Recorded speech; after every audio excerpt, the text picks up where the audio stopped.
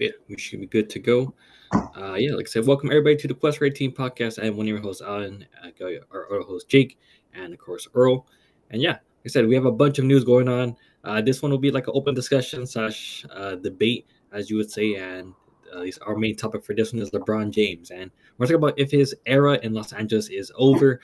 We're talking about DFS and his options. There's two good options where he does return or he doesn't return. That may sound bad, but there are some solutions to that situation. And also talk about Adou Thiero, our newly drafted rookie. And lastly, we'll go into some our top free agent targets, what centers, wings, guards, etc. So, as always, how you guys doing? Good, man. Thanks for asking. Earl, I think you're on mute to start off. But yeah, man, good. There's a lot of NBA news today, which is interesting, I guess. We'll see how everything plays out. There was also huge Laker news, at least in my opinion, today, which is always fun. Also a little bit rough at the same time, considering the LeBron stuff, which I'm sure we'll talk about. And I think there are a lot of options to debate, but there's just so much news today. Like people forget free agency starts tomorrow at what was it, 5 Eastern.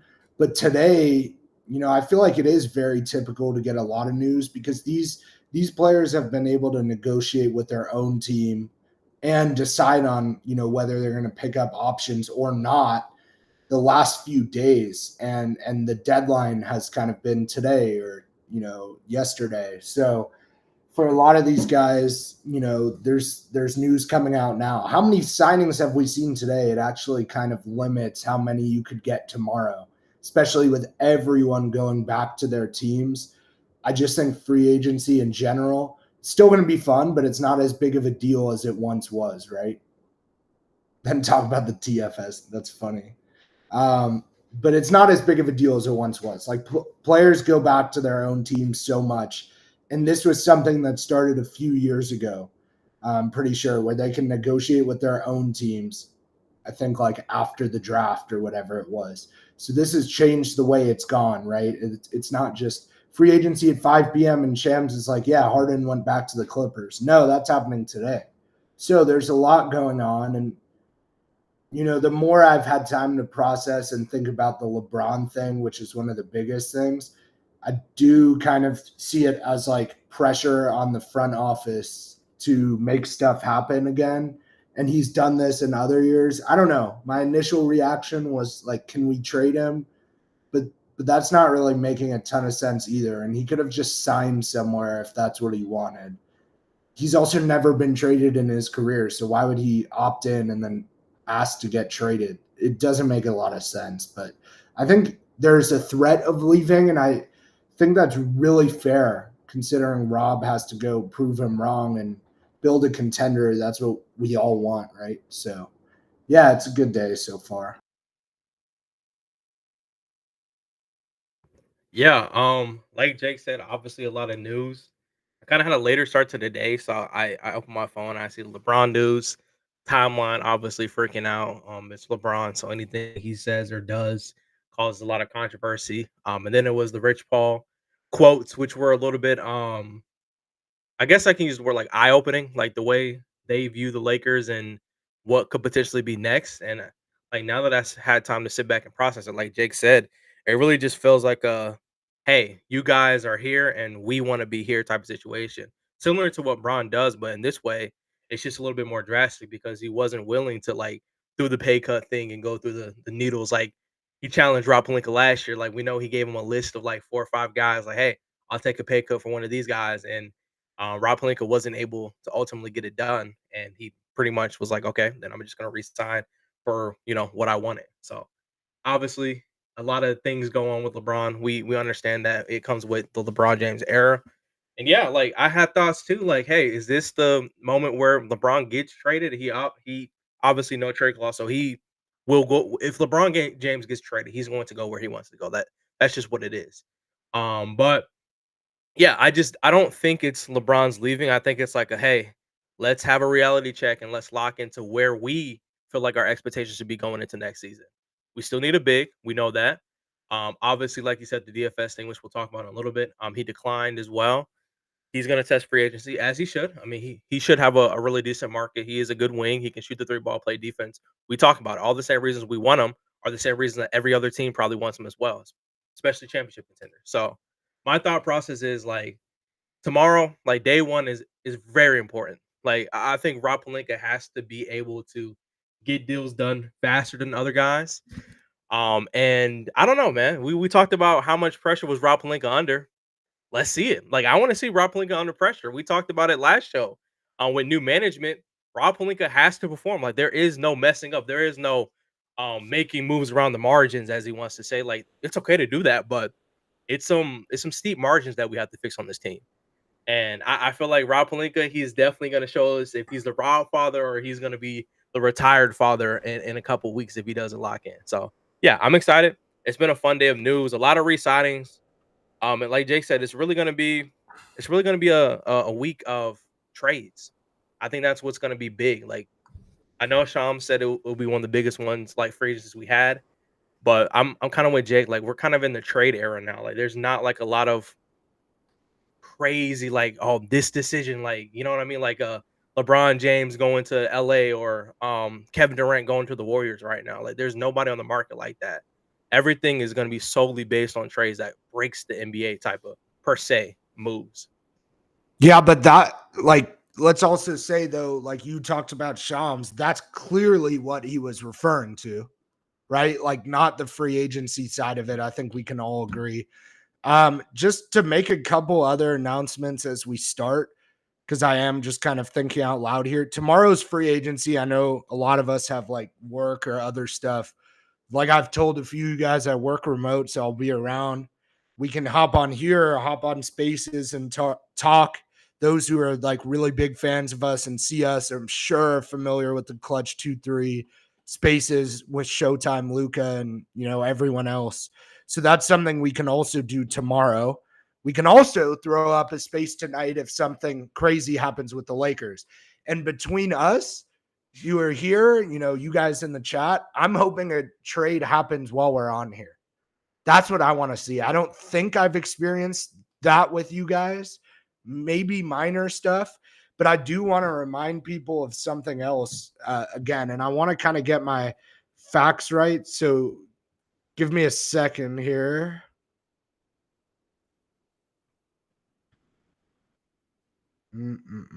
One sec. I swear 1 sec, guys. All right. There you go. August 25th, 2022. Does anyone know? August 25th, 2022. Anyone in the chat? Allan, does it ring a bell? Yeah. Ray got it. Pat Bev to the Lakers. Ray, why does that matter? Because that trade didn't really work out. We traded him at the deadline anyway. August 25th, 2022. The last time the Lakers traded for a player in the offseason. 3 years ago, almost. 2 years, 10 months, whatever. That was the last time the Lakers traded for a player in the offseason. So if we see one today or we see one this week, I'm just letting you guys know it's been almost 3 years. And that is, I could argue just off that alone that that's like severe malpractice. And I understand the trade deadline has been kind to us. I understand Kendrick Nunn for Rui and, Westbrook getting sent away for D'Lo and D'Lo later for DFS and the Luka trade. And that was all at the deadline or in season. But yeah, I agree, Kaden. I think we do. But not making a trade in the off season in 3 years for a player in this era where it's more about trades than free agency, plus the fact that our free agencies have been horrible anyway the last few years. I would say that's malpractice to make all the mal puns in the world. We'll probably see him later. For those in the chat, also please stick around. Ray, Kanan, V7, whoever.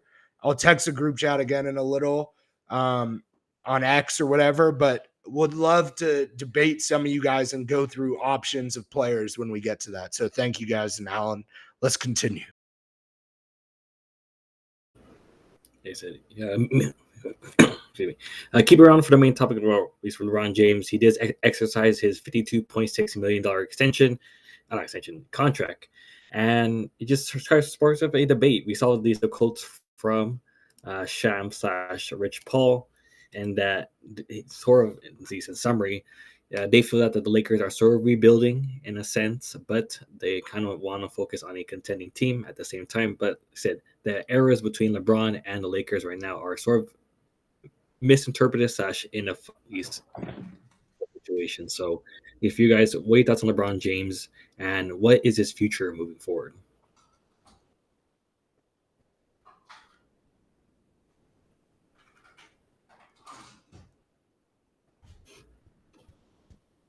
Where'd Earl go? I was gonna let him take that. I'll come back. I thought it was definitely Earl's turn because there he is. Okay, Earl, I think you're. I'm back. Yeah. For me personally, I don't know, man. I have mixed feelings about the LeBron thing. Like, part of me feels like, okay, maybe this is like the ending of Lakers LeBron, and I don't think it's as bad, or I don't think it's as bad as the thing as people are making it seem. Like, don't get me wrong, like 2-3 years ago, when we were uncertain about the LeBron James AD era, we all sat up here and talked about how AD couldn't be our main guy moving forward. You have to have somebody younger, you have to have somebody more dominant to run the show. And now we have Luka. We have Luka Doncic now. So I think getting Luka kind of made me comfortable with whatever direction the Lakers want to go moving forward, because that is our future, right? We're at this unique cross bridge between the LeBron James era and Luka Doncic era, and now it's getting into the awkward stage where you kind of have to choose and be certain about different decisions, whether it benefits now, whether it benefits the now and the future of Mix, or does it benefit Luka? And when you put all three of those perspectives together, now everything is probably going to lean more towards what works best for Luka Doncic, because he is the future of Los Angeles basketball. So I think that's basically what LeBron was saying. Now looking back at like the Rich Paul quotes, like he respects the process of them like trying to get to the next level, starting back young. You know, we've seen the draft pick with Adou as well. Like that makes sense. That fits the Luka timeline. You trade up and draft a guy like that to play next to Luka in the future. So I think we're kind of starting to get to that era where it's like, okay, what works for Luka Doncic? And I think starting tomorrow, with some of the moves we make, it is going to be very heavily Luka centric. So I think LeBron was basically saying like, hey, I'm going to take the money that I was, obviously I signed my contract for, and let you guys work around the margins as you said you're going to do, and see what happens. And I think going on to next year, it's either going to be his last year, or LeBron James has the right as a player, as a legend of the game, to finish his career wherever he wants to. And I think that's fair. Like he gave us a championship. He brought more fun back to Lakers basketball after we had a couple not super rougher years, but you know what I mean. Like he brought him and AD sparked Lakers basketball again. We can all agree. So I got nothing bad to say about LeBron. Whatever decision he makes is the decision he makes. I'm just excited regardless because we got Luka. I look, and I'm even more excited because every picture I see of Luka now, he looks like the best version of Luka I've ever seen. He's smiling. He looks fit, like fit as ever. He had another picture come out where he was taking a picture or selfie with a kid or something like that. Like he's locked in. And the quotes I'm hearing from Luka's camp is like, okay, this is serious. Like I'm trying to be the prime version of myself, and I want to win championships. Like when he made that tweet about him being excited with our new ownership and he wants to win championships, like that as a Lakers fan made me feel happy. He didn't have to go tweet that. Luka Doncic is sitting his finger. We all know he's up for a contract extension, but as a fan of the Lakers, like that gives me hope. It's like, okay, we're in the Luka era now. Like, and I think it's okay for LeBron to have his own separate decisions outside that doesn't necessarily 100% benefit the Lakers. So I'm cool with it, man. We got Luka now. I love Bron. I'll still sit here and say, if we have LeBron James and Luka this year, and we go get a center, we go get, maybe depending on the money, go trade for a center, maybe get a Nickeil Alexander-Walker if the contract and the money makes sense with no DFS coming back potentially. Then do it. I still think we have a chance always. So I'm excited. I think regardless of what we're doing, the next couple of years of Lakers basketball is going to be the most hype and most fun experiences we've seen in the last 5-10 years personally. So we're locked in, man. Shout out to Bron though. There's just so much going on, and I'm like leaving my phone open, but bad news for Lakers fans. I don't know if Allan just saw it. the Rockets have emerged as a viable free agent landing spot for Dorian Finney-Smith. Sources tell Jake Fisher and Mark Stein. The veteran declined his $15 million player option with the Lakers. So it looks like DFS could potentially be heading to the Rockets, which is a great fit. Not sure they need another DFS. Like, am I crazy? It feels like they have a lot of DFSs. But they did lose Dylan Brooks, to be fair, who they do a lot of the same things. Not saying they're the same player. If someone's going to give DFS $20 million, I don't want to pay him that. Yeah, I agree. But the years thing is stupid, right? Like, what if the Lakers and the Rockets both offered DFS $15 million a year, but the Rockets did 3 years and we did 2? That would be bullshit. Like, we should just do 3. That's so stupid. It's such a tradable player later anyway. Who cares? So sorry, there is a lot of bouncing around today. I'll try to keep it about LeBron for this part. I've always said that I'm a LeBron fan and a Laker fan. Definitely a Laker fan first. I'm with Earl that, like, you know, we're in the stage where we have Luka now. There's no one who would rather have Luka or LeBron instead of Luka. That's stupid. I thought our team was completely screwed when we had LeBron and AD, kept running it back and failing. We're not going to get into AD too much. Personally, I believe we probably beat the Timberwolves with AD, but to what avail, right? Like, Warriors second round, we beat them too. I'm not going to lie. So we're losing to the Thunder in the Western Conference Finals. Luka gives you a new direction and a new element. And yes, you have to build for Luka, but why is everyone acting like it's mutually exclusive, I guess, with LeBron? Like, that doesn't feel right to me. Building around Luka and LeBron could be the same thing. If you want to go a little younger with the center to match Luka's timeline, I don't think LeBron is opposed to that. I just think LeBron is realizing that year after year after year, we're not doing what we should be doing, at least at the start of the season, to have a chance. And it does feel like they keep trying to fix their mistakes at the deadline. But I kind of think that that's unacceptable too. I think you should have a chance all year to put yourself in position. We were the 3rd seed last year, and we could have easily been the 2nd seed. Easily. Like, we were already close to that. And what that would have done was make us beat the Warriors in the first round. That Warriors team was not beating us last season. And so I'm not saying like event, and then we play like what, Rockets or Timberwolves second round. I don't know. But what I am saying is take the whole season seriously. I think that's what LeBron wants to see. And at his age, he needs that youth to get through the regular season. He didn't want to give up future assets for what, V7? Future assets for what? Oh, yeah. No, I agree. I get what you're saying. Yeah, I agree. But it's been a different Rob with Luka. To me, the thing that should give Lakers fans the most faith is that immediately after getting Luka, you know, a few days later at the deadline, they went and got Mark Williams, even though it was such a steep price. And I'm glad that it fell through, because that maybe in some world that helps us beat the Timberwolves, but we're not beating the Thunder with just adding Mark Williams last year. So it doesn't really matter in the West. But that showed you that he'll go get a young center now for Luka. So now that we're in the next period where you can do that, I see it working the same way. If you asked me, and this is for Luka and LeBron, right, on that topic, why have the Lakers not gotten a center yet? I really do believe him this time that they're waiting for the perfect thing. And I don't think they're going to wait too long. I do think they'll default if they have to. I would guess that the Lakers and Jazz have been talking about Walker Kessler for a while and that they haven't found a solution. And I'm not saying that the trade will happen, but I think Rob is starting at the top, like the best available young option. And that's okay. But if you can't get that done, you are going to have to be comfortable pivoting in Claxton. And let's say we add Claxton, we bring DFS back, or in DFS place Nikhil. You add a few other guys like Day'Ron Sharpe could be the backup center, whatever. Now on the LeBron topic, I think he's feeling a lot better because right now LeBron doesn't even know if Rob's going to do his job and get a starting level center and a backup center. Until LeBron sees that, it's hard to blame him for having these feelings. But he will absolutely come around, and he likes being here if he sees that we have a serious team that actually has a chance next year. So to sum it all up, all of it is fair. Fair game by LeBron, in my opinion.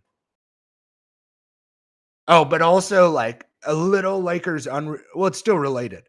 As a LeBron fan, if I were a LeBron fan first and not a Lakers fan, personally, I would want him to leave the Lakers. And I probably would have wanted him to decline that player option and find a way to get to like the Cavs. If I was just a LeBron fan who wanted to see a ring, he has a far better chance on the Cavs, even if they were minus Garland or minus Allan, than with the Lakers next year. I think that's obvious. And as a LeBron fan, I wouldn't trust Rob after Rob wasted so many years of LeBron, which is genuinely how I feel. As a Laker fan, though, would love to have him because we need him. And he was better than Luka in the first round series. We needed LeBron. So we still need him. It'll be a mess without him and kind of a rebuilding, retooling year. I still think we'll be decent without LeBron. I don't know why LeBron fans are saying we'll be like the 9th seed all of a sudden, but we won't be able to win a championship next year without LeBron. So I agree with that. I think for me, at least, an overall Lakers fan, like I said, shout out to LeBron. He's a great, and obviously will be one of the most best Lakers of all time. For his LeBron sake, I think he does stay. Now, I'm more of a person who at least lets it play out. I'm going to just go through the hypotheticals. That he definitely could get traded midseason. Definitely, if the Lakers are not achieving his vision or the projected vision that they expected. But overall, it's just a sense of I'm going to let it play out. I very much agree with some of the takes that LeBron just sort of applying that pressure towards Rob Pelinka now, because they're sort of in a good position, not say good position, but at least decent position to upgrade the roster. And it's just like I said, LeBron James is doing his normal tactical stuff that he did in his last 8 years. So I said I'm sort of letting it play out, but overall, I can understand why LeBron is rumored to be a bit frustrated and could option to leave potentially. So overall, it's just like I said, let it play out and just let cool heads prevail. Yeah, I think I agree with both of you guys. At this point, like, I think Braun just wants to see some urgency. You know what I mean? Like, I agree with the point that we always start the season like, oh, we're gonna make moves around the margins and we'll do this, and hopefully it works out. And spoiler alert, it never does. We always end up trying to shuffle at the trade deadline and make some type of crazy game breaking, save the team, save the playoff run type of trade. We expect the chemistry to just click. What with a couple weeks or a month or whatever until the playoffs start, and we'll magically go on these playoff runs. And I kind of agree. Like it probably is a little bit exhausting for LeBron. Like ideally, you want to go into camp knowing like, hey, these are the guys I'm going to war with for the whole season. And we're gonna compete together, we're gonna grind together, we're gonna eat dinner together, like we're gonna be in this setting together and try to win it and build a championship culture. Like it's hard to do that when it's so much motion between the season because things just don't work out. And when we as fans and the Lakers in general know, like, hey, this is not gonna work. Like this little tiny move, like obviously you can make moves around the margin, but you have to be smart about it. And I don't think the Lakers have been these last couple seasons. Like so, I don't know, man. I just I don't know. Well, I think LeBron. Oh, sorry, you're still going. No, I'm You're good. an I'm idiot. just saying, like I think at this point, I don't blame Bron for whatever he's deciding on. And if he was to leave, then hey, it's a good move for Bron. Well, Earl, like you just talked about the margins again. I know Rob was talking about that, and that does give me like some faith. And I really do like the Adou Thiero pickup, but that doesn't necessarily have to do with winning the championship next year, most likely, right? Like, especially with LeBron instead of like the Luka timeline, which everyone's talking about. But we need to see him do things around the margins in free agency and with trades too, not just the draft. And that's something that we haven't done well. And it's great that he has this concept that he has to, Rob, I mean, do better than Vando day one. Probably, yeah. I mean, yeah. I mean, I like that take. But yeah. Switching gears just a little bit with all the Walker Kessler talk today. There was a trade where it was like you get that Brian Windhorst moment again, right? Where it's like, what's going on in Utah? I think he literally was talking about Utah in that clip too, before the Mitchell and Gobert trade or whatever. Nurkic for Sexton is a crazy trade for so many reasons. First of all, doesn't Sexton have any value? I know he was on a tanking team, but I'm pretty sure he averaged like 18 or 19. He tries hard, and he shot over 40% from three like the last 2 seasons. And that was like one of the concerns with Sexton, I'm pretty sure, when he came in the league, right? Was like 3-point shooting, being a small guard, right? I'm not saying that we had to go get Sexton, but he has been mentioned to the Lakers for a long time. I would say before Kessler. I don't know if he's an expiring. I don't know what it is, guys, but how does Sexton have less value than Nurkic? Max just said it in the chat. Like, how are you sending a pick to get Nurkic? That makes no sense. Guys, the Suns had to like trade a pick. Was it not like a first round pick? And it was like the trade deadline or whatever it was, a swap or something. Yeah, well, Allan, clearly Ainge didn't value him, but what about the Nurkic side? The Suns had to get off Nurkic to send him to Charlotte, right? Yeah, mind you, that second pick is going to be what, 30 something probably. I'm sure they'll still be bad, whoever it is. 31. Yeah, like that's basically a first round pick. What is happening here? How are you giving a pick to get Nurkic? And you're a young team who needs the minutes to go to people who matter and are young, like Walker Kessler, as we talked about, but also with Kyle Filipowski basically having a good rookie season and being up there. And then, the John Collins of it all. I know they play him at like the 4, but he could definitely be a 5. And I think it's like 1 or 2 people I'm forgetting too, right? The Jazz are probably going to trade Kyle. I don't think they would trade Kyle. Why would they trade Kyle, who is a rookie and had a good season? They wouldn't do that. Kaden. Flip at the 4 and Nurkic is the backup. No, and guys, I do think like not trying to build up hype for Kessler, but that move makes no sense if they don't trade Kessler. And even if they do, that's a move that I very much disagree with. Like that makes no sense to me. You could have got something for Sexton. Why would you give up a pick to get off of Sexton? And these reports that like Utah loves Nurkic, like what? I thought they're supposed to like be smart right now and have this GM who's smart and rebuild. And they got off of Sexton and they may get off of Clarkson and like Collins. Like that feels likely to give younger guys minutes. So why would they trade for a center who can take minutes from Walker Kessler and Kyle Filipowski, who's just a nothing, right? In current, present day Nurkic. That's one of the weirdest, stupidest moves. I saw some Jazz fans, they don't have many, I don't think, especially online, but I saw some Jazz fans like freaking out over that move, and kind of rightfully so, because it makes no sense. So, with that being said, I can definitely see a Walker Kessler trade. Way more likely. V7 said, Bill Simmons said this move was leading to something. But it wasn't just Bill Simmons, dude. It was like 5 people like Bill Simmons were like, yeah, this has got to be leading to something else, because it just makes no sense. And I think they know now that they have Kessler on the block. Not saying he's a Laker. I'm not saying that. Who knows? But they clearly have him on the block if they're just trading for a center that they can run. Yeah, he could be asking out. Like, and I'm not saying Kessler has a ton of leverage, guys, but like that's someone who's gotten very limited minutes the last like 2 years for no reason. He was like one of the NBA's leaders in blocks and had an amazing rookie year with the Jazz. And then he like gets put on the bench last year or whatever. Like, this is the weirdest situation how they talk about Kessler. I'm refreshing X2, Earl.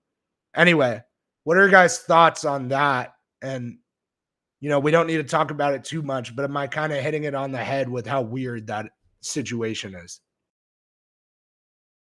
Yeah, definitely money laundering in some type of way. No, I'm just playing. It is crazy. A 18 plus point per game scorer, 40% from 3, only cost an unplayable center who had to be thrown away, thrown picks at to get him off your team. You flip that and then you turn it into Sexton is crazy, bro. And shout out to the Hornets. I have to admit, I know this is a Lakers show, but the Hornets have been moving really decently these last couple of days. Draft wise, trade wise, they've been locking in. I don't know what the Jazz are doing here. I wouldn't give up anything for him. Like, he's almost a buyout candidate in my book, if I'm being completely honest. I don't think he's good. I'm being so serious. He's not a great defender. He looks horrible out there. We talked about the minutes. We all remember, when we were watching the games, it's like, dang, Mason Plumlee makes this team look so much better than Nurkic did. Like, when Plumlee checked in, I was almost mad because he was actually efficiently playing basketball. Nurkic, he was playing lazy. He wasn't grabbing boards, wasn't playing defense, wasn't helping on screen. Like, he was just out there basically to get paid, it looked like. I don't know how this trade even got through, bro. It just didn't make any sense to me. Unless, like, and for the Jazz point of view, like, I'm sure there had to be, like, I'm 99% sure there was some other deal in the NBA that someone could have offered that was better than that.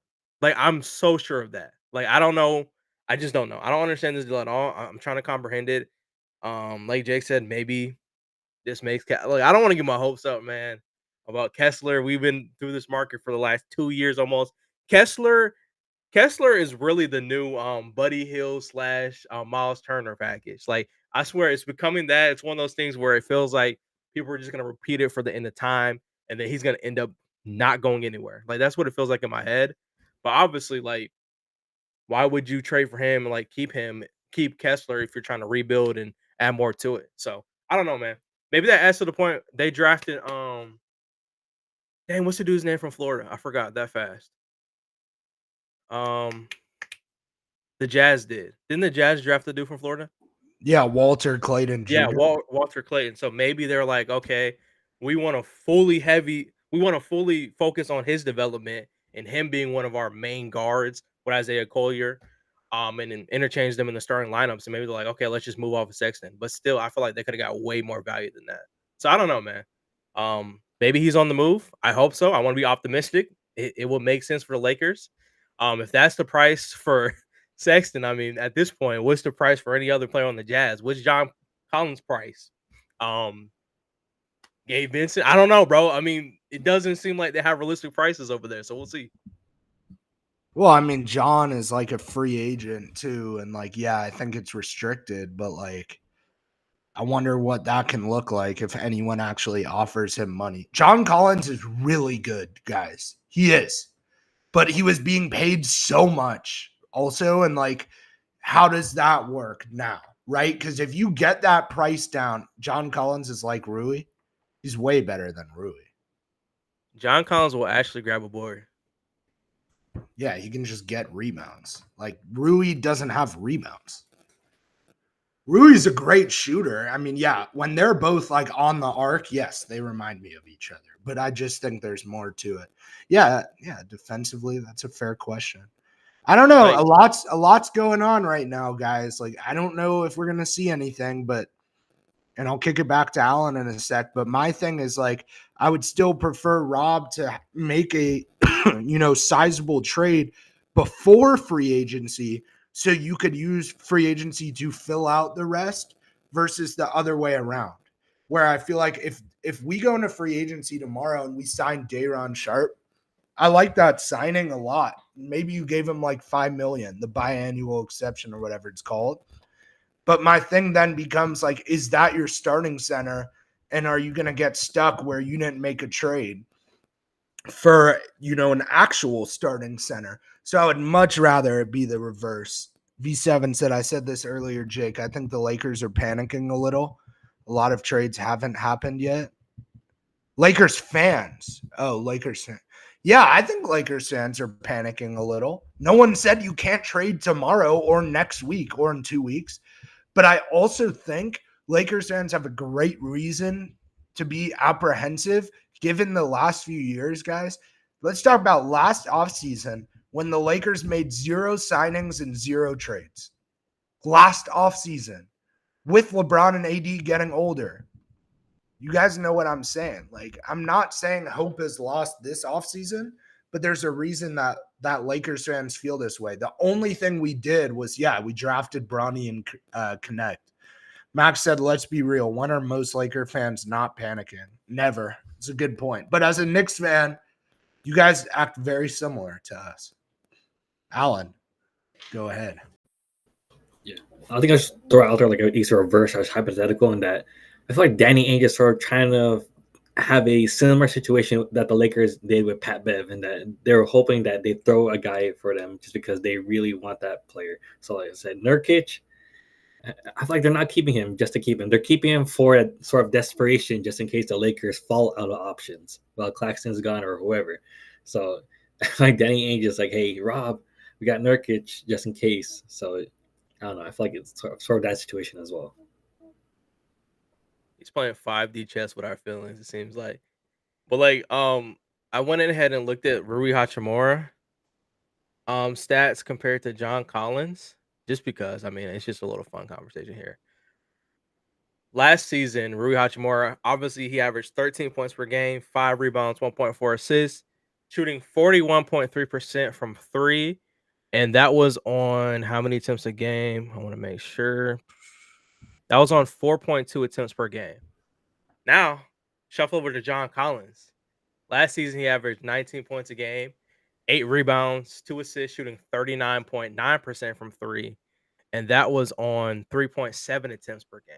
So while I feel like Rui Hachimura obviously is a more consistent scorer / 3-point shooter, I think that John Collins' all-around game, personally to me, I think it benefits Luka Doncic more.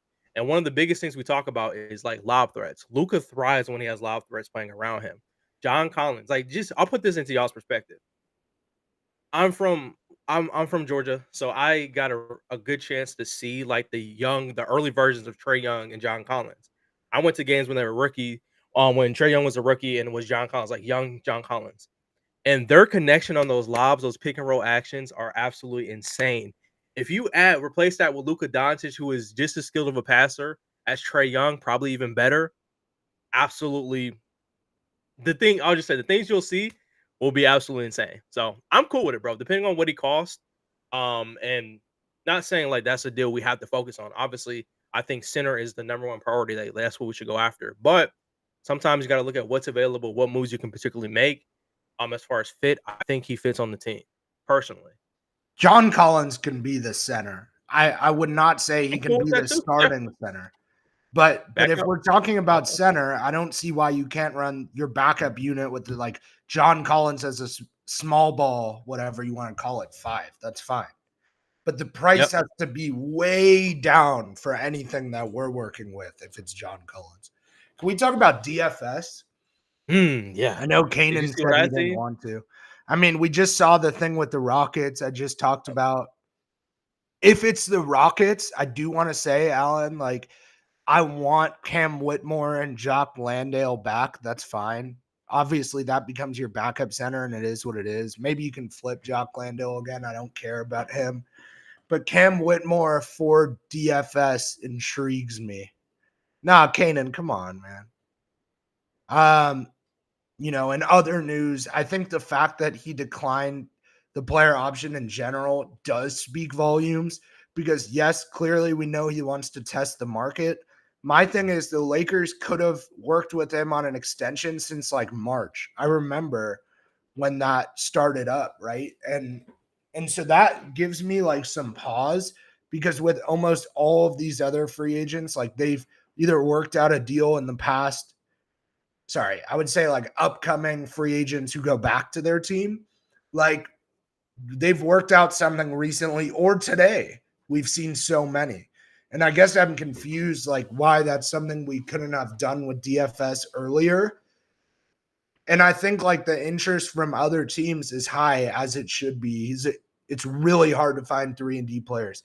Everyone keeps talking about years. V7, I know you're saying years. Why couldn't the Lakers have offered him 3 years a week ago or today? They could have. But clearly they didn't. So that means something to me, right? They don't want to unless they have to.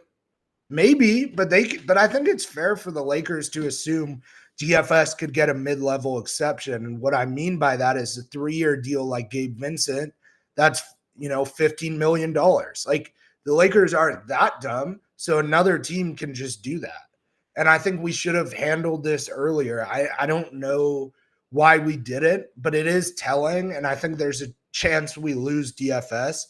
Also, and I think we mentioned this guy already, I'm apprehensive about Nickeil Alexander-Walker filling that spot of DFS, as a lot of people are talking about, where, the mid-level opens up and you have $15 million a year.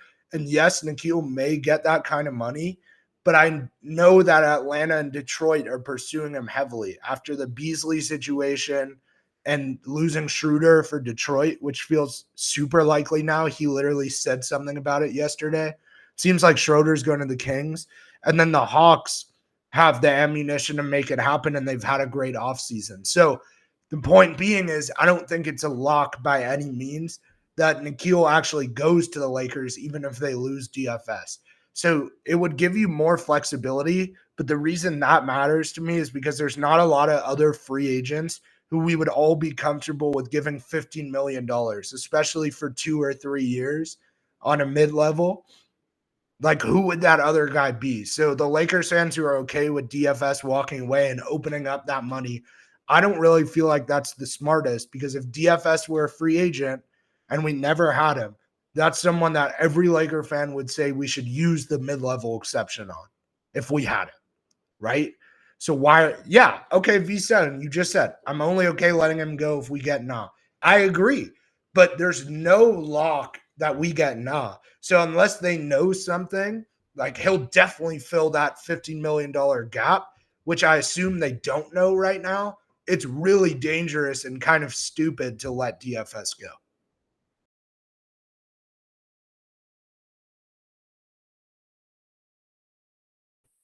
Yeah, I think it's a situation where, as a Lakers fan, you should want DFS back. Him being a starter next to LeBron James, it's fit well. Obviously, he has a struggle shooting wise and does sometimes score under 10 points, maybe underscore 15 points, and has a off night.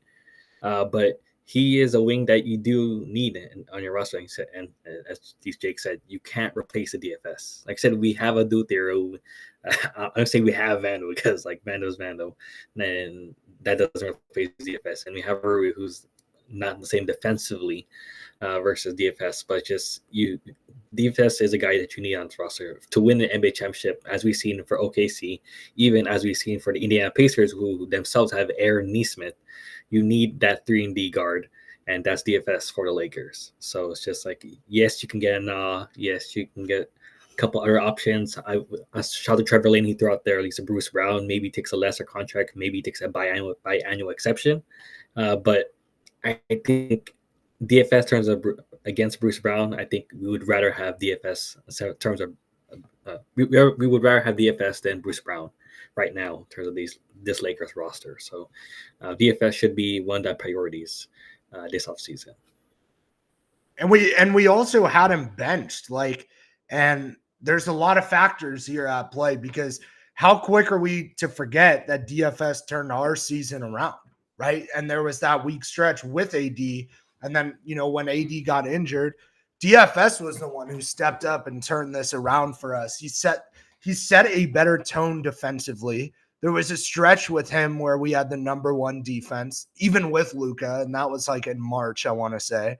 And We didn't give him like a true, real opportunity to start, I would say, like most of the time, right? February, yeah, whatever. But I feel like why would you want to lose that guy who everyone else wants when the rest of the league wants this 3-and-D guy who hustles and rebounds? That's probably a sign that you should keep that guy. And like Allan said, Aaron Nesmith is so important. Someone like that, the Thunder have plenty of guys like that. You're going to need him around. You're going to need him to guard J-Dub next year in the Western Conference Finals if we make it, right? And so to lose that is really dumb, especially when Rob has now said for years about the emphasis on two-way players. And that's something like Jared Vanderbilt or Rui Hachimura can't give you. And DFS is kind of the mix of both of those. And he hustled and rebounded in a way that was sorely missed when he wasn't on the court. And I don't see Rui putting in the same hustle for loose balls or rebounds. And even though Jared does, then Jared has no shot to hit the three. So it was kind of DFS was the perfect player next to Luka and LeBron. It's just really dumb to lose him. To close on that for me, like I do agree with V7. Like Nikhil filling that hole is great as well. But I also am like assuming that we're not getting Nikhil to fill that hole. So may as well stay with DFS. Yeah, I agree. I think I think personally he has better options to consider. Just being pretty transparent there. Yeah, I think everything you guys said about DFS is 100% right. I think DFS when we traded D'Lo for DFS, that was one of my happiest weeks as a Lakers fan this whole season. Literally. I think his impact was felt immediately. He was a catch and shoot guy. Yeah, didn't he? Yeah, did he have his moments where he absolutely trolled? But when he wide open, and then he started missing pretty much every single shot when we needed him to clutch. Yes, but he was always defending, creating second chance opportunities for us. And it's really hard. Like that's the one thing everybody was bet. We need wings. We need guys who can 3-and-Ds. Like that's him. Like you give him up for if we end up getting nothing to replace him. It sucks. Then we're kind of back to square one in that aspect of having those type of guys on the roster who fit naturally with a LeBron James, with a Luka Doncic. So yeah, I think honestly, we'll see what happens, man. If it like you guys said, like if it ends up being like a situation where maybe it is like a sign and trade, and you get like a Cam Whitmore and a Jock Landale. Personally, maybe it's just like a storybook ending. Like we were supposed to have Cam Whitmore. He can be a guy who helps our second unit. We talk about sparks off the bench that we've been missing since Austin Reeves became a starter.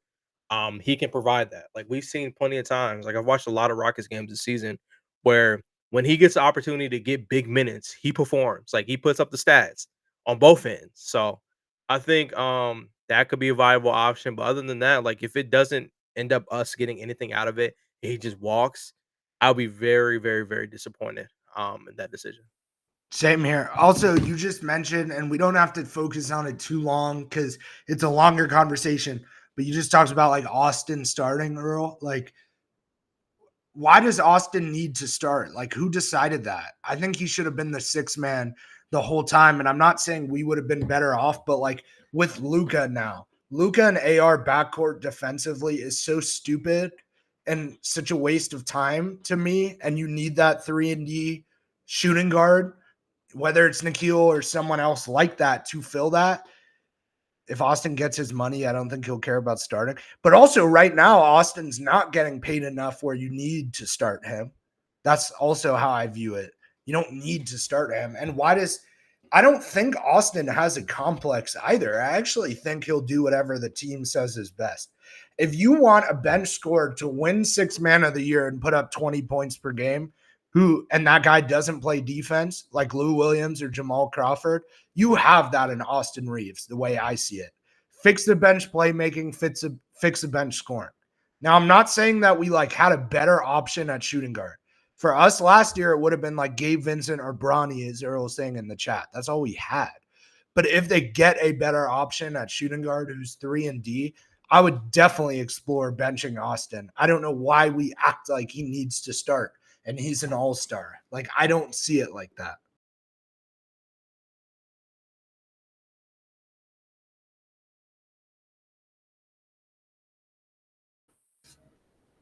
Yeah, I think last for that DFS talk is just like that situation is gonna be interesting. Like I said, per Ralph Mason Jr., they talk about how that full MLE slash mid level exception is 14 per million, and definitely we'll go into later who could be those options, and also that biannual exception 5.1 million. I think I have an option for me personally, who I think if DFS does leave, then we could get with that $5.1 million, but priority wise, it should be DFS on this Lakers roster. 3 years, I think the roof numbered was like $54 million. If he wants an extra year, then I would say you have to give it at least you have to. DFS is a crucial guy for this Lakers roster, and yeah, just like overall DFS should be on the Lakers next season, starting in an ideal scenario. Speaking about Summer League, for Earl mentioned now in the chat, we have our new rookie, Adou Thiero, Adou Thiero from Arkansas. A great wing, you could say, super athletic. And at least for you guys, what is your thoughts on Adou, and where do you see his ceiling / potential? Yeah, I love the OG Anunoby comp with him, especially if he can develop a 3-point shot. And that's going to be the thing with him, right? The next few years. Every Laker fan's going to say, I love him. He plays defense. He dunks the shit out of the ball. He's the best dunker on the team, probably the most athletic, especially with his youth versus, LeBron being 40, and 41 next season. It's an amazing pick in the 30s, and it could work out really well for us. We've all kind of said it in here. That's where I stand. But yeah, the ceiling is OG Anunoby probably, and that's fine. That sounds great. We'll see if he develops the 3-ball. We'll see if we have a shooting coach or a system in place. JJ Redick seems like the type of guy, since he's been here, one thing we haven't complained about a ton the last year was the coaching staff. With JJ, veteran head coaches who are now assistant coaches for us, and they've talked about implementing more of a development program. So let's see if it works on Adou.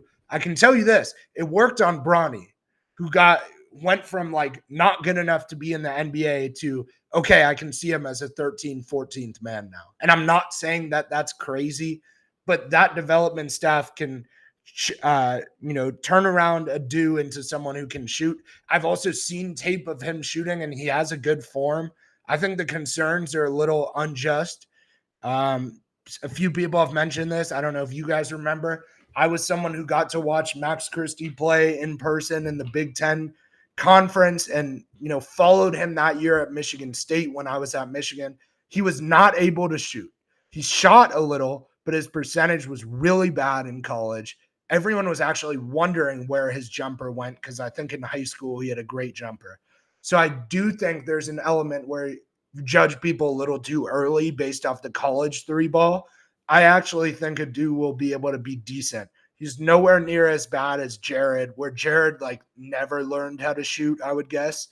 Adou's in a different tier than that. And Max Christie, that guy who shot so bad from 3 at Michigan State, was over 40% rookie year, or at least by the second year for us on minimum attempts, but still. And then we saw Max Christie this year be, I would say, one of the better shooters. So with all that in mind, everyone's saying, I posted Adou on TikTok, and Allan posted it too. I'm sure, you had some comments like this. People said, great, another guy who can't shoot. And I was thinking, that's interesting because when have we drafted someone who can't shoot recently? I don't feel that way. I feel like Dalton was the best shooter in the class, or one of them. I feel like even Bronny in theory can shoot. He definitely, he wasn't an NBA player, but he shot it well in the G League. So I don't understand that logic that the Lakers need shooters. I did not see that with my own eyeballs with guys like Max Christie, Connect, AR, Luka, who obviously is considered a shooter, even though it's not catch and shoot. DFS, Rui was great from 3. Who said we needed shooters? We're not the best in the NBA, but we're a few years away now from being the worst in the NBA, which we were. And maybe that's why everyone's talking like this. On some of those LeBron and AD teams, with Russ and Pat Bev and stuff, yeah, we needed shooting, and I do understand that. But we're not there anymore. I would say we much more need defense. When you look at that Timberwolves series, if Adou's someone who can come in, be young and athletic, and have a year under development, go in that playoff series and lock someone up for a few minutes, that sounds great to me. So I'm super excited about that. And I wouldn't sleep on Eric Dixon, who has no athleticism, but is such a good scorer that he may just find a home in the NBA. And, being on a two-way, I think about guys like Caruso, who, he had flaws too, especially originally, but he was on a two-way and we were able to elevate him. So I feel really good about that Eric Dixon two-way signing. I'm sure you guys do too. Earl is more athletic than Eric. It's possible. I would guess they're similar in terms of athletic. But the thing is not everyone can score, 20 something points per game in college. That's very hard to do. And now we're talking about at Villanova, which is a historic program. And I'm pretty sure he's the all-time leading scorer for Villanova as well for being there a few years. Taking older guys like that for the Lakers is super beneficial with where we're currently at. We are not in the place where you can take Jalen Hood-Schifino, who had 1 year of college experience, to go next year and not impact your team. We're much better off with older guys, like some of the guys we've got recently with Connect or him, as I mentioned, Eric. So, yeah, that's where I stand. Yeah, I'm excited for Adou. I think honestly, this is something we've been needing. We sat here and talked during all of our off-season talks about our draft boards and stuff like that, and what we were particularly looking for. And the two things I would say were on top of the list were wings and centers. Wings, I'll say this every week, they're some of the most expensive positions to replace in the NBA. OG, look at how much money he's getting paid. The most expensive of expensive, I'll say the Kawhi Leonards of the world, like those type of skill positions. Herb Jones. Who else am I missing? Like it's just a lot of different wings out there. Like think about, just put it in this perspective. A Min and a Sor will be the highest paid wings in the next 4 or 5 years when they get their next deals. It's going to come down to that. So it's really hard to replace those guys. We just talked about how important DFS is to us. I'm excited, man. I think the only limitation right now for him, and I wouldn't even call it limitation, is just his shooting. And we've seen like the reports and the articles about like a lot of it is just his comfort level with his growth. Like he's still actively growing.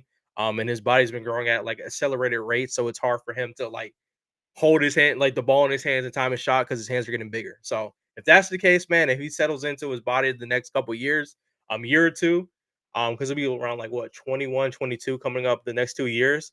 I think he'll be in a really comfortable spot to start consistently getting into going. And we brought up Bronny as an example. I think Jake did. We had long conversations about Bronny. Like, realistically, what started off for us when Bronny was like, "Hey," it went from Bronny. This is our love for LeBron for you. We appreciate everything you've done for us, Lakers fans. We're drafting your son, whatever. And we were cool with that. It's the 55th pick, whatever. But now progression, right? The team got together. They got him right. First stints we seen Bronny, Summer League, did not look great.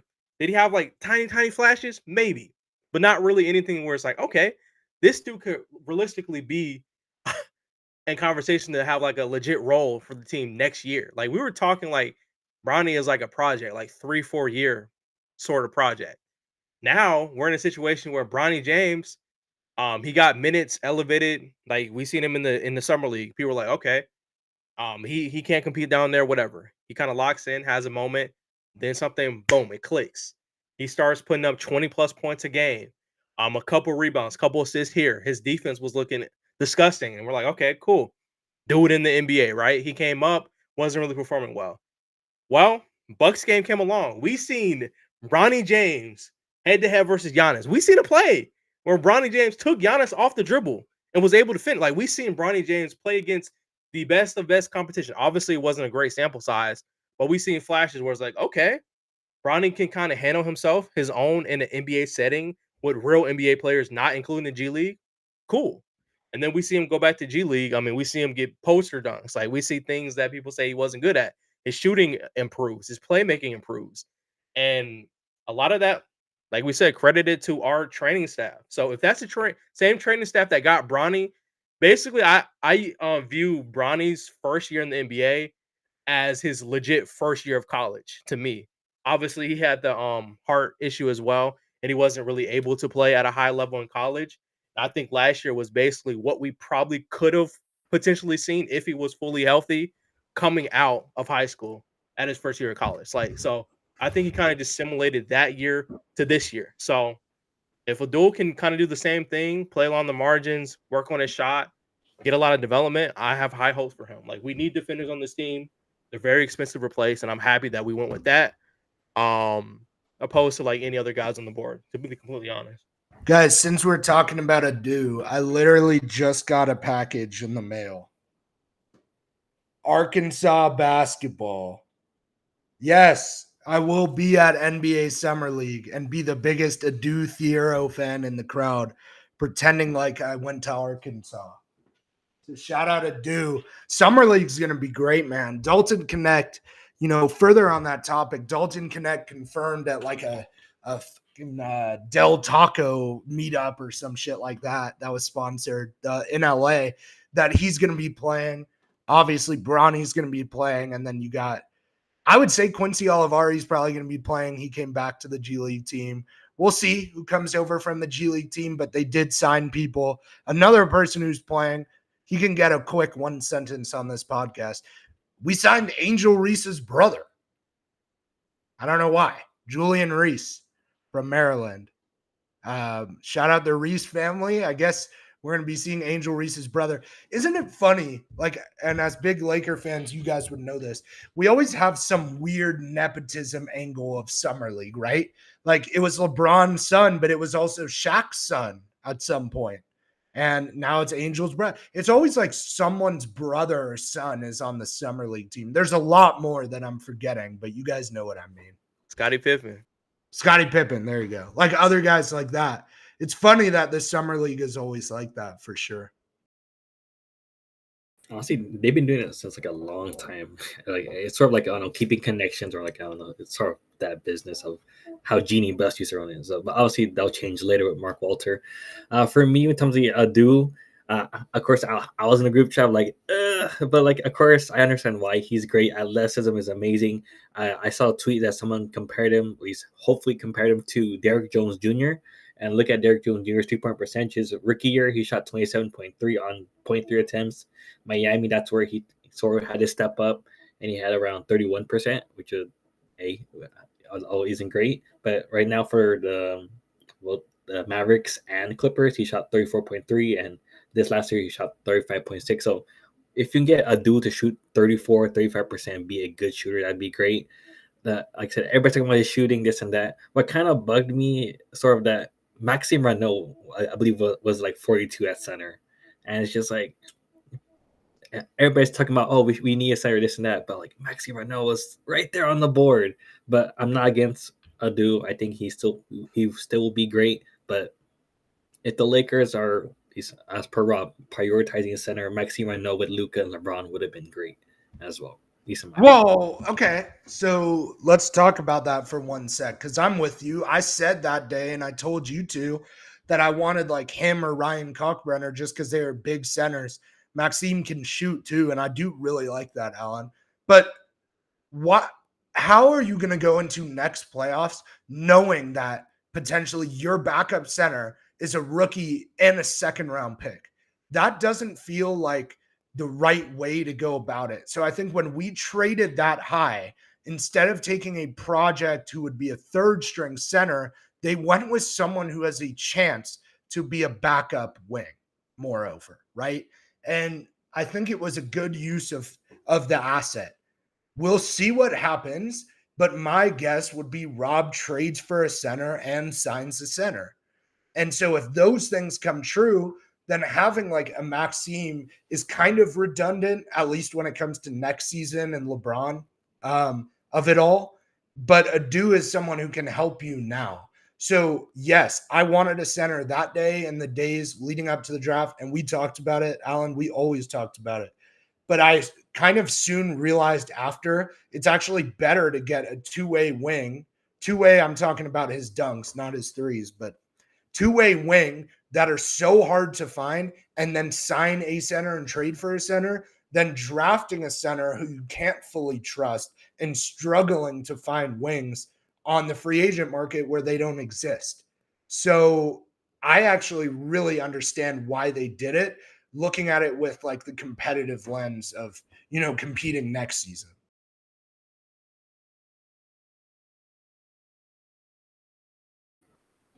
Yeah, definitely. Like I said, you can't definitely pass up a wing. Of course, speaking of wings, we'll go to our free agency talk about options, this and that. At least for you guys, yeah, you can lead the way on for this one. So yeah. Well, I got to look it up right now and we can kind of go back and forth. I would need to like look up a list of the free agents. I also need something that's kind of updated because so many people just returned to their team and all that. Trying to see like signed versus available. Yeah, okay. Well, I know you were talking about wings. I don't know if I see that unless you want Duncan Robinson or something, but let's assume they work something out with DFS so we don't have 15 million and we have 5 million. I'm cool with Clint Capella at 5 million or Brooke Lopez at 5 million. I'd much rather Capella, he's 6 years younger. Over those two, I just said, me personally, and I've seen people talk about this. Oh, I forgot about Dayron. That's a good point. Dayron aside, me personally, I would rather have Luke Cornett or Al Horford than the two I said. So that's kind of the next step up on the pyramid. Al is so old, though. He's 39. So I would lean towards Cornett. This is all for backup center, by the way. I'm not talking about starting. But yes, with the news today, looking at it with free agency, Dayron Sharp, unrestricted. That was someone who, we potentially could have traded for. I think a lot of us wanted to. He's super young, great rebounder, small for a center-ish. So you would want the starter to be 7 feet, a true 7 feet. I'm going to take, just planning it all out here, I'm going to take Dayron Sharp at 5 point whatever million it is to get us started and lock down that backup center tomorrow at, 5 Eastern or whenever we can. So he has the same agent as Austin Reeves. That's why they were working out together. I'm pretty sure, right? Him and like Jake LaRavia or something. I'm going to take Dayron Sharp at 5 million. Yeah, Mo Wagner is a restricted free agent. I see him going back to the Magic. I do really like Mo Wagner, though. I really do. And I was actually happy we drafted him back in the day. We just didn't really give him a chance, and it was only 1 year. But I'll take Dayron Sharp. That one feels likely. Furthering free agency, and then I'll let like Earl make his picks. Allan talked about wings. I'm not seeing great wings you can get in free agency. I think you have to hope that you actually get one in a trade. I'll take like a little look at small forward here. Yeah, I mean, it's a really bad list, to be honest, guys. So, like, I don't necessarily know what you guys are thinking. And, the ones who are established, like Batum or whatever, are old. Jaysean Tate, Zaire Williams could be intriguing. I just don't think they're perfect with Luka when I look at the small forwards. So I can't give you a pick for that. And then point guards, I think Trey Jones is intriguing for a minimum. Kind of depends who would take a minimum. I'm cool with like, who are some of the other guys? Dante Exum at a minimum. I really like that. So, okay, I'll give 3 picks for free agency right now, which starts tomorrow. Dayron Sharp for 5 million, Dante Exum for the minimum, and DeAnthony Melton for the minimum. That's where I'm at. It's not perfect, but it's realistic, and that's kind of my starting point, Very great options. Okay. We kind of had this discussion before. Like, obviously, free agency is not the best cream of the crop in the world, but in a world where you do have to move around the margins, as the great Rob Pelinka once said, you have to take what you can get. So for me, I think out of all these names, if you can get one of the two of worst case scenario, if you do have to sign your bigs from free agency and a crazy trade doesn't happen, I think the combination, maybe, I don't know, money wise how it works out, of a Capella and Sharp kind of moves me a little bit compared to any other guys like combination that we can get in free agency. Capella, even though he is kind of on the older side, He can still rebound at a high level. He's a good enough rim protector. He can catch lobs. And once again, I bring up the Trae Young model. Trae Young has been able to make Clint Capella look somewhat okay as a lob threat. And I think Luka Doncic can do the same exact thing as well with his playmaking. So that kind of moves me a little bit. As far as wings, like you said, there's really not a lot there. To be completely honest, I think. Wait, you said? Oh yeah, Jake. Did you say Tyus or Trey? Sorry. It was like Trae was, I don't know, is Tyus a free agent? Maybe. If he had a I 1-year think deal so. with the Suns. I mean, neither of those excite me that much. I'd prefer like Exum as like more of a 3-and-D guard. And like also you're talking about ball handlers who can dish out the rock, and like that's cool and all, but we do have Austin and Luca. So I was Yeah. kind of thinking of like more like Mhm. wing off ball versions of guards. Yo, I'm cool with an Exum, man. Like I feel like Exum only had like not only, but Exum has some crazy Magnum ball games versus us. So I would be curious to see if he had a Lakers jersey on, what magnitude would the Magnum ball go to as far as like him being with us. So maybe those three. I'll probably rock with those: Clint Capella, Sharp, and maybe Exum. That's kind of where I'm thinking. I think bigs are something we need a lot. Wouldn't mind adding an extra wing and Exum. He can kind of somewhat handle the ball, but he's not like a primary ball handler. We've seen him best examples of when Kyrie got hurt and stuff like that, and Luca was hurt. He was able to kind of take some of those responsibilities, but he can play next to guys like that too, which also like works out for us as well. Wait, guys, another factor we didn't talk about, and just as I know it's minor, the Mm-hmm. Lakers actually did pick up their team option for Jordan Goodwin.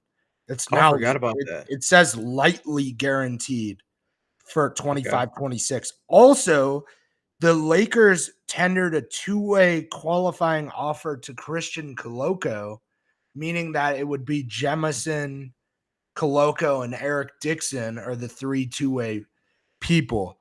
But Jordan Goodwin is almost like he wasn't perfect, but I think that's a good signing for the Lakers Mm-hmm. at like the Yeah. minimum, right? Like Yeah. that, I feel comfortable with him, especially in the regular season. So yeah, we did get Goodwin back. But Allan, who are your kind of thoughts for free agency tomorrow?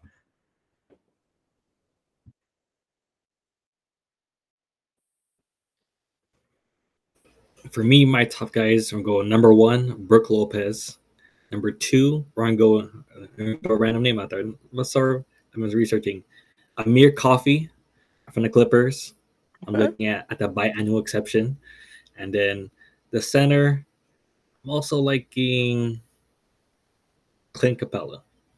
I think Clint Capella will be there as an option for the Lakers. Yeah, I like that. And another thing, I'm thinking about, I don't know if this is just me hating, but I kind of want to say like F you to the NBA news cycle in general, which stopped flowing when we hopped on the podcast. And I said at the start, I wanted it the opposite. I wanted trades or signings or something. We had so many reports today from Shams, Jake Fisher, other people, Mark Stein. Now it stopped while we were on the podcast. So please come back, news cycle. You only have a few minutes left.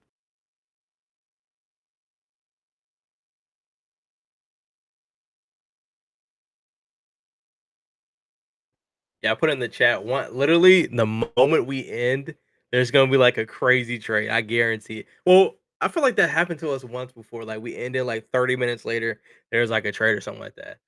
But yeah, I feel like obviously it's not like it's not that these names are well, I'll be honest, like the names aren't really that exciting, but I do feel like there is value at different price points we can get in free agency to help this team. Like we gotta realize we need regardless. The model should be well, I guess the model changed a little bit. I remember I was saying like draft a big, trade for a big, sign a big. But I'm cool with draft the wing, trade for a big, and sign a big. So the model still exists. I think we have a lot of work to do still. I completely forgot about Goodwin. Thanks for reminding me. So that's kind of like another guard we have guaranteed pretty much off the bench. And I think he was great for us in the role he produced in. He was a guy who created second chance opportunities. I mean, is he the most consistent 3-point shooter? No, but he did make some timely shots, so I'm cool with that as well. and his defense was pretty good. So yeah, I think all those names we kind of listed. I wasn't really thinking about Coffee at all, but that's kind of a good pull. I like that.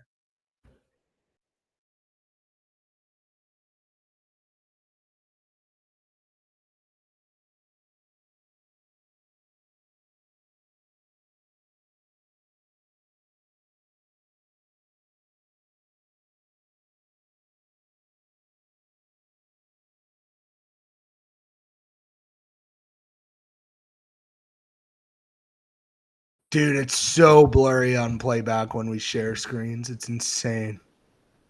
Zoom in though. It gets better when you zoom in. Yeah.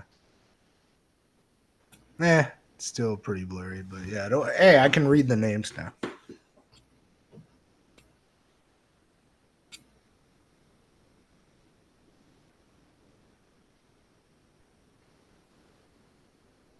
Yeah, I think it's possible we get Luke Cornett. I was talking about Cornett, right? Yeah, I think so. Mm-hmm. Yeah, like I like Luke Cornett a lot. I mean, I could see the Celtics actually signing him back to like more than like a minimum or whatever they have, because they have this huge need for centers. And like, let's say they lose like Al Horford, like Cornett can definitely slide in as the backup center on the Celtics. So I don't know if I see it, but I do really like it in theory. Like he's a true like 7'1" guy who definitely can catch lobs, shoot threes to some degree, block shots, rebound. I mean, I like him. I've liked Luka Garza for some time. That's another one that's pretty interesting. But I also like understand that Luka Garza kind of makes no sense for the Lakers because he's such a good scorer and then like has defensive concerns, rebounding concerns. Like it doesn't make sense for the Lakers, but I do really like Luka Garza. Well, I guess I have since college. But as you go down the list more, like even if you look at it in just this section, after like Adama, it's a horrible list. Like, look at those options. It's really bad. Like, Jackson Hayes becomes like the best player on that list, and that's how you know you're not in great territory. That is crazy. I find it funny too how none of us said Jackson Hayes. I think we can all agree. I mean, it's definitely better options out there, respectfully.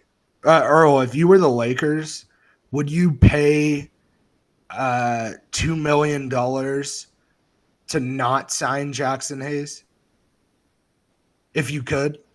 Because I would do that. Honestly, yes. I just don't think he's just not. I don't know, bro. Like I would rather have Clint Capella easily. If I had to rather pay have $2 Sharp million easily. to stop Hayes from signing with us, I would do it. That's how I feel. Sorry, Hayes Muse. Like, what's his stat, bro? 6.8 points per game, 4.8 rebounds. Like, if you're gonna be a bad scorer as a center, like at least be a good rebounder as a center. That's my thing, bro. Clint Capella last season, 8.9 points, 8.5 rebounds. At least he was consistent with it. He's gonna give you almost a double-double a game. Like, just right there. Jackson Hayes is not sniffing anywhere close to that. Like, that's insane to me. Let me look at Luke Cornett. But it surely doesn't get worse. No way, right? We also got Lonnie Walker. I think his contract got declined by the Sixers. You think it's time to bring him home again, or we kind of way past that ship? I think we're probably past that ship. I mean, I don't know, bro. I think we're probably past Lonnie Walker's ship, unfortunately. I think like when you have guys like Goodwin on the roster, you got the Lakers potentially talking about Bronny having an elevated role. I think it just becomes a little bit crowded in that guard area off the bench for us right now. And then you still have Gabe Vincent unless he's traded. Yeah. The guards are a little bit stuffed on our team. Earl, do you like Lonnie a lot more if Gabe Vincent gets traded, let's say in the next few days? Because I think, yeah. 100%. And I think like right now it's redundant. I love Bronny. I don't see him being a part of the rotation. I don't think that's true. And I think Lonnie and Goodwin can coexist. Like, who cares? So I think if they lost Gabe, I really do like the idea of Lonnie. But right now, as we're constructed, the word I would use is like a little redundant to have Lonnie a little bit. Yeah. Someone I would love if they could trade for him. I think he's on the trade market, but we never trade with the Kings. We have like 4 trades with the Kings in history. Keon, yeah. I mean, yeah, but that's not who I was gonna say. I don't think they would trade Keon. We haven't traded with the Kings since like the 90s or 70s or I think it was 70s, like something crazy. But Malik Monk back would be crazy because he's gotten so much better even since he was a Laker. And, if they're like dead set on starting Austin, to have a bench scoring guard who can get you 20 every given night is something I feel like Malik can do at this point. And his contract's big, especially compared to when he was with us on like the minimum, but it's not that big. So Yeah. If somehow we were able to trade with the Kings, I would love to get Malik Monk back, and we have expiring to send out to them. Unrelated, but kind of like just trade. Since I'm assuming we're like kind of getting towards the end. What's the most what's the most unrealistic center trade you guys can think about the Lakers potentially making? Like, it doesn't even have to be real, but like, if this trade happened, that'd be absolutely like out of nowhere that I was never thinking about. Wait, are they like a star? Star, role player, whatever you want to call it. Like, what's a trade? And they'll be like, dang, like, no way. No, Kaden, there was a report by Sports Report today, 4 minutes ago. I said we traded for Dayron Sharp. Oh, that's crazy. So Earl, I got reminded of this today by my cousin, who's almost as big of a Laker fan as me in LA here. I don't love this idea, and it just feels so unrealistic.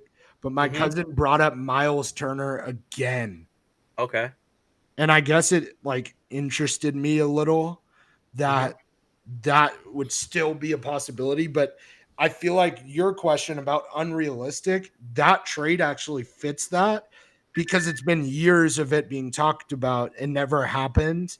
And they just had that finals run. But I'll also just say like Turner was pretty bad in that finals, in my opinion. Like he wasn't what he should have been. So I don't want Miles Turner. I'm not saying that, but that one would shock me after their finals run. But for a star center, the only one that comes to mind as possible, but I think still shocking, is like Karl Anthony Towns. Okay. Because the Knicks don't necessarily want Karl Anthony Towns, as crazy as that sounds. The problem with all that is like how much salary we'd have to send back just for him to not solve a lot of our issues. Like Very defensively, true. I would actually be super worried. So I don't want Towns personally, but that one would be like possible yet shocking, I guess, at the same time. But yeah. What about you, Allan? A shocker one. I got Isaiah Stewart from the Pistons. Okay. I was looking at the contracts right here. He's gonna make $15 million in 2027, but in 2026 for Jalen Duren, he's gonna be a restricted free agent. So I imagine that they're gonna have to match any offer or re-sign him for a big contract. So they may want to, of course, due to the CBA, they may want to let go of Isaiah Stewart. Okay. Allan, I don't think the Pistons trade Duren either, but you just brought his name up again. That's another one that maybe fits into Earl's category. Like he's not a star, but apparently the Lakers contacted them about Duren or whatever at the deadline. And if that gets done, I would be like super shocked. I'd be really happy with Duren, but I would be super shocked. Yeah. So maybe that fits in your category. Like I don't see it. Mine personally is probably like on the very unrealistic side, but like the big city, I say Donovan Clingan, bro. Like Clingan has been a center that I've always wanted on the Lakers, that it's just not realistic. It is interesting that they decide to draft another center as well, with a first round pick too. So I'm assuming that they move somebody in that room, because if they don't, it just makes absolutely no sense. No one's keeping 5+ playable centers on their roster for fun. So that's kind of my like. It's probably not happening, but I would absolutely love to see it if I woke up and seen he was a Laker. I think it fits the timeline. Great defender, underrated playmaker. He's obviously not a shooter, but he can rebound the ball too. And he's been able to produce in such limited minutes. And I know he could be the starting level center on this team and do 10 times more than what he's doing on Portland already. I mean, you're right, and it fits your category of unrealistic because there's zero chance. But that actually does bring up a good point of centers on the move because you just said they had 5 playable centers. So what happens to Duop Reith? What happens to DeAndre Aiden? And what happens to Robert Williams? Because you just said it. Like they drafted with their only pick, mid-first round, Hansen Yang. And I don't know. They're in a situation where I could see him being the backup center. I guess they're leaning towards like third string center. And, they keep one of those guys I mentioned, but it's possible. So, if they want to actually give him a chance to be at center, Klingon is the last one who would go. Like he would start at center, but the other guys are on the move. Robert Williams is still almost perfect for the Lakers, and no one's talking about it. And probably the reason, as we all know, is because he's so injury prone. Like I think I saw he played a combined like 20 something games in the last 2 seasons. And I don't want to deal with that at all. But in a world where you could actually get healthy Robert Williams for the full year, it does feel like kind of the perfect fit for Luka. And he's also good enough to start and talented enough to start. So that one becomes interesting. There's so many Aiden to the Laker conversations, and I get he's probably available. I don't think it's a perfect fit at all. I think Aiden's a different type of center and has had defensive concerns. Despite, I think at college, like people thought he was kind of like a lockdown defender in the paint, but he's had concerns.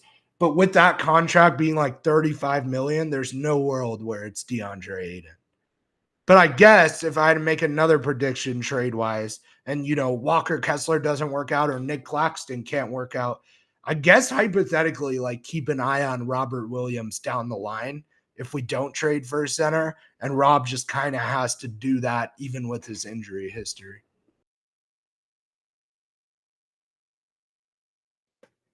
Yeah, I think we'll end for this final question. Also, I kind of want to use it as a clip as well, so I'm gonna save this. We're gonna wait after we give our answers because I clip it. But yeah, our final question for this podcast is that what will be the Lakers' first official move? Will they sign a particular center? Will they trade for a particular center? Or yeah, You want me to go first? All right. The first official move the Lakers will make at the start of the NBA trade season will be they're going to make a trade. I think they have a trade in place that may end up being a sign and trade situation.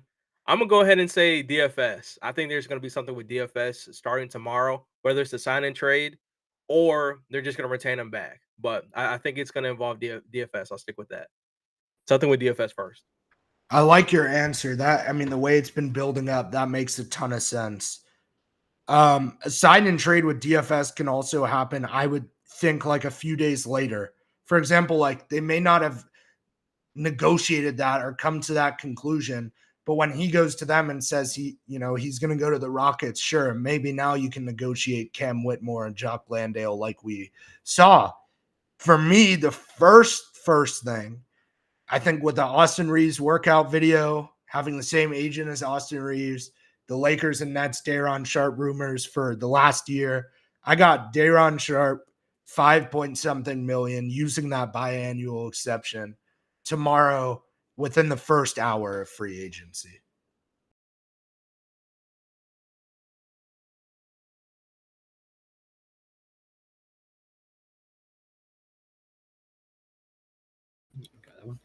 for me, the first official signing of the Lakers will be Dorian Finney-Smith, re-signed for 3 years, $54 million in extension.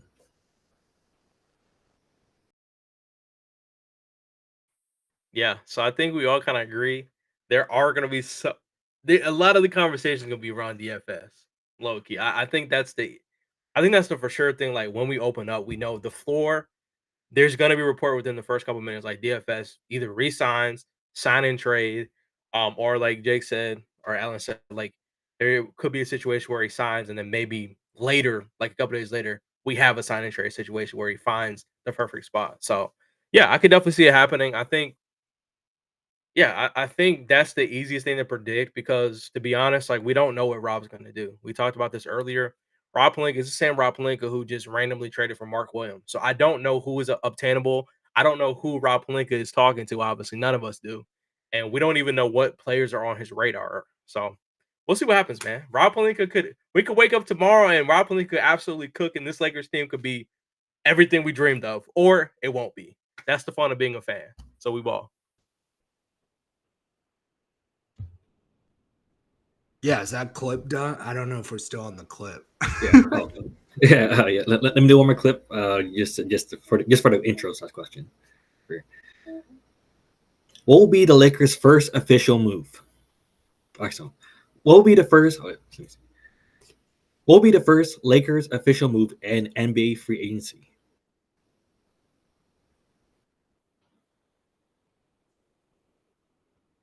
Was that it? I'm sorry, I'm getting lost now. Yeah. Oh, we got it. Okay. So yeah, another thing, like, I don't know. I'm not trying to be negative now, but I am slightly feeling like we could get no Lakers news in the next few days.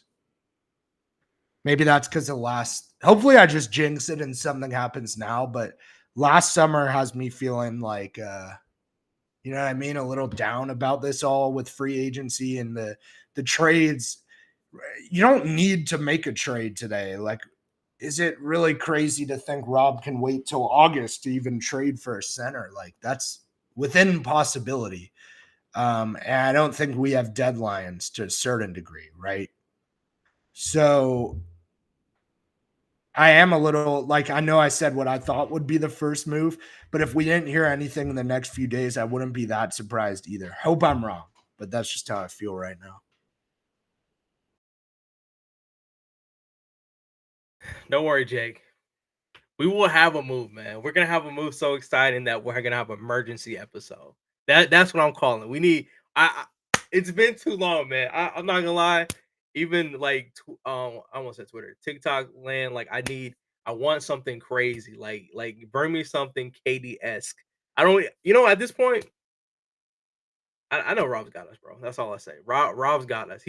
Surely he won't disappoint us again. Like there's literally no way. There's no part of my mind that can fathom Rob not making a move and locking in after he's on the hot seat. Like this is it.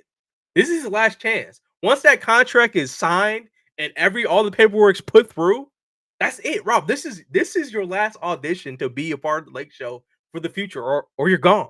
Like there's no in between. This is it. This is Rob's last dance. Surely he shows up dressed to impress, bro. There's no way, Jake. I got you. We're locked in, bro. We have to be. Man, I hope so. I still keep faith that at least Rob Pelinka, like this was like a simple move, but it kind of shows that he was aggressive, that he traded from 55 to 45 and then to 37. So it kind of shows that he's a bit more aggressive than previous years when it comes to this offseason. So yeah. Overall, thank you all for joining us. This was the Quest for a Team podcast, LeBron news, DFS news, all things related Lakers. I don't know if we'll have a free agency reaction stream. Maybe we'll, who knows. But yeah, overall, thank you all for joining. Have a great rest of your week. And as always, go Lakers. Thanks, guys.